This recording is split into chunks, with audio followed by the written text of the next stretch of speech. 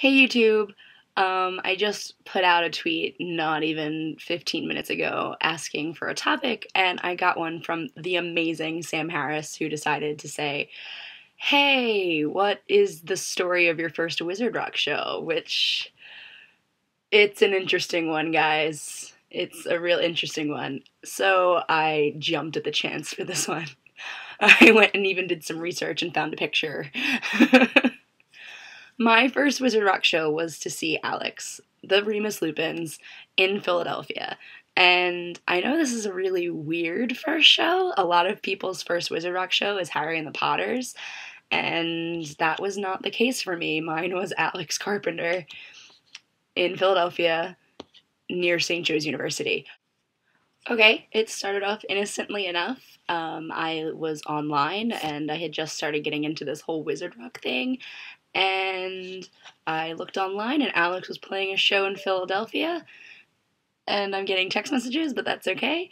Was playing a show in Philly, and it was going to be in July, and I had just finished I'd gotten into Wizard Rock all that fall, and not really fall, I'd say like winter into spring into summer, and it was the first time a band was going to be in my area since I had gotten into it, so I was like, sure, I'm going to go to Alex's show, and I commented on his page and said I was going to be there, and it was July 9th, which is actually a really hot and sweaty day in Philadelphia.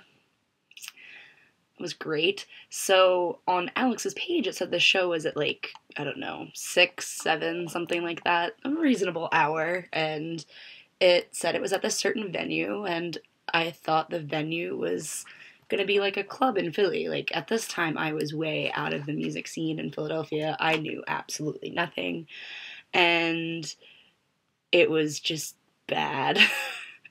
So I arrive there, and no one's at this place. It looks like someone's house, and no one's there. No one. I got there, and no one was at this place. So I was confused. And then all of a sudden, I see Alex and his friend Brandon.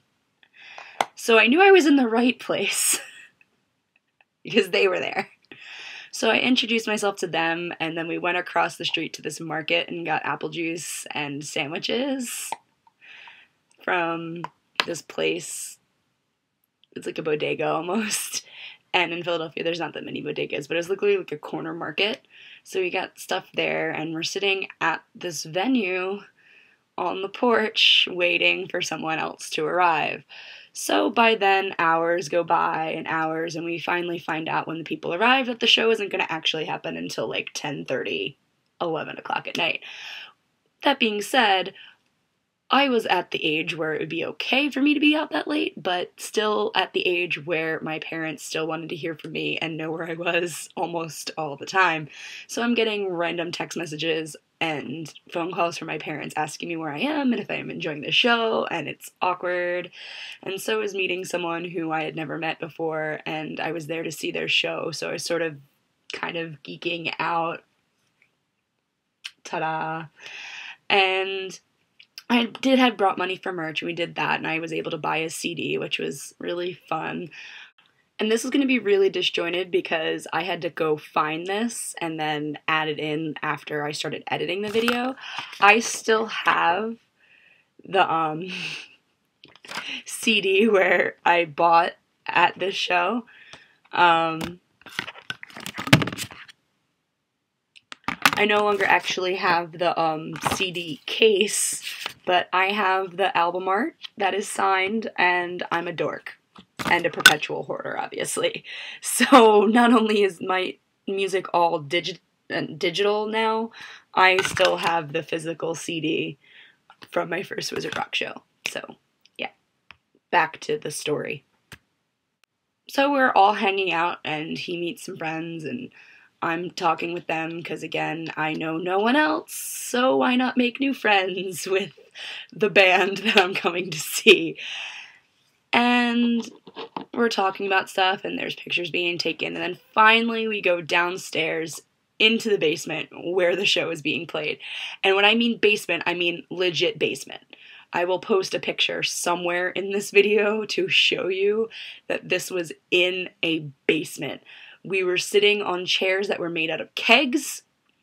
The basement smelled of stale beer and basement, like dirt basement. It was a basement. I'll just leave it at that. A dark, dingy basement. We were sitting on planks of wood over top of used beer kegs. Alex didn't really get, he apologized to me after the show because he didn't really get dressed up. He just put on his brown jacket that he was wearing during the time for the shows. He didn't get his sweater on or anything like that. And I was like, I don't care, dude. It's like 80,000 degrees in here because it's the middle of summer in Philadelphia. So no, don't worry about it. I don't even know why you have the jacket on at this point.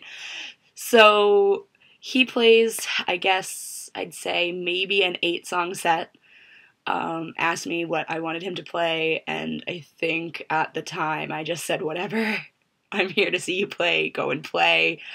I took pictures, which, knowing me, isn't surprising, but at the time then, I had no idea what I was doing, and when I look back at some of those pictures, I realize how much no idea I had no clue what I was doing.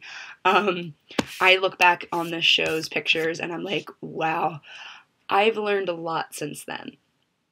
So the show ends, and what also comes to light is I had spent hours making, I guess, tour t-shirts.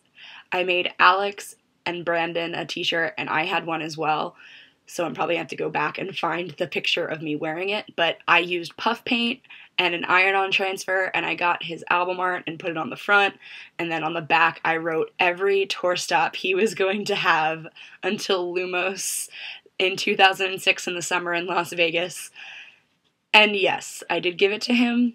And yes, I was so proud of that.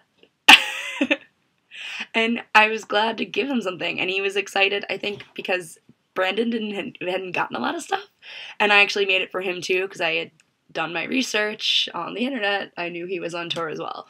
So yeah, I gave them t-shirts. I wore mine to the show. 2006.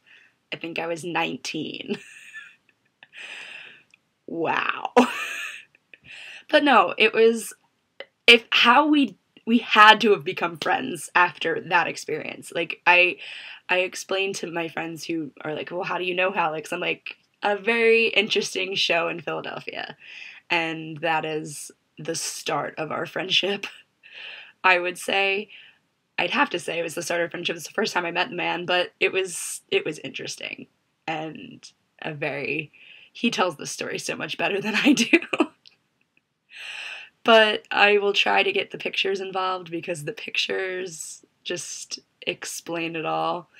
But, yeah. Basement in Philadelphia. Interesting. Please give me more topics for discussions or VEDA videos down in the description. Oh, not in this description, I mean in the comments. Please give me more VEDA things down in the comments because I really need these ideas. And I, again, thank Sam Harris for giving me this brilliant one because I'm really excited right now just talking about this because it was an experience. There you go. You guys can always ask Alex how his first Philadelphia show went. But yeah, it was interesting. I will never give it up for anything in the world because I'm glad that I have that their friendship came from that. And yay! Also, I am getting very close to being able to record the song that I've been working on for a while. And I don't know when it's going to come. I just need the time to record it and put it up on here. So we'll see. But if you would like to have me cover a song, please tell me what you would like me to cover down the end. I will do my best to try to cover it, and if I can't, I will give you a reason why. Most likely because I can't sing it. But I will definitely try. I promise. Links are going to be down in the description, and all that fun stuff. So I will see you guys tomorrow.